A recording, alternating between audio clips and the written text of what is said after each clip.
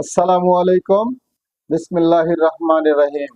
শ্রম আইন নিয়ে আলোচনা করার জন্য আরো একটি পর্ব নিয়ে আপনাদের মাঝে উপস্থিত হলাম। আমি হুসাইন আহমেদ আকাশ, সাধারণ সম্পাদক, বাংলাদেশ প্রগতিশীল নির্মাণ শ্রমিক ফেডারেশন।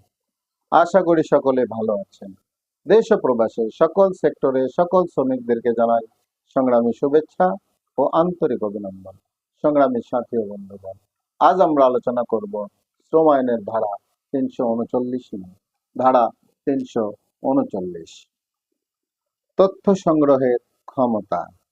এই আইন অথবা কোনো বিধি, প্রবিধান বা স্কিমের অধীন দায়িত্ব পালনরত কোনো বোর্ড অথবা কোনো কর্মকর্তা বা কর্তৃপক্ষ উহার দায়িত্ব পালনের উদ্দেশ্যে প্রয়োজন হলে কোনো মালিককে তৎকর্তৃক নির্ধারিত কোনো রেকর্ড, দলিল, দস্তাবেজ বা তথ্য সরবরাহের জন্য অথবা অন্য কোনো কাজ সম্পাদনের জন্য নির্দেশ দিতে পারিবে এবং উক্ত মালিককে উক্ত রূপ নির্দেশ পালন করিতে হইবে।